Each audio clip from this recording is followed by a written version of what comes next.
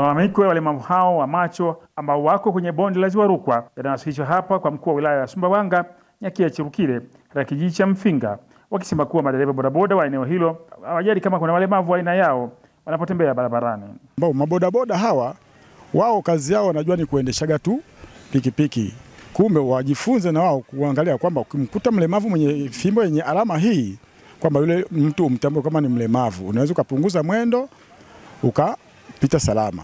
Vile vile unaweza kukuta wewe bodaboda ukapuuzia kwamba ngoja ni mgonge tu yule mtu, ukamgonga vile vile. Bahati mbaya ni mlemavu amepata shida ya ulemavu.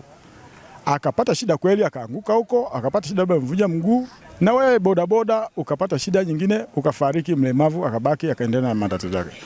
Kwanza sijaenda mbali. Jana yenyewe tu nimetoka shambani na fimbo yangu hiyo tu. Kumbe jamaa likalazimisha pikipiki mbele yangu kwa hatua zazidi kama hatua 20 hivi. Nikaanza kujiuliza, pikipiki imenyamaza mbele hii. Inaweza kuwa inaendelea kuja au imeharibika. Kumbe ameitoa kidogo tu akaikatisha kidogo hivi. Akachepuka akaingia, si alikuwa anafanya nini kwenye machaka kwa yeye sasa. Basi nikajiendea tu. Nikuja kustuka tayari nimeshaikuwa tayari na kwenda kutaka kuanguka nayo. Hatimaye mkuu wa wilaya ya Sumbawanga Nyakia Chirukile akaagiza askari polisi wa eneo hilo kuendelea kulinda usalama wa walemavu hao na watu wengine kwenye eneo hilo. Pia mikakati iwekwe ili kuboresha maisha ya walemavu hao.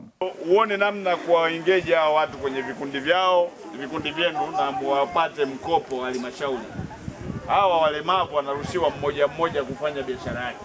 Sio lazima wewe kwenye kikundi. Muulize mtu yuko interested kufanya nini, afanye biashara yake anayotaka kuifanya.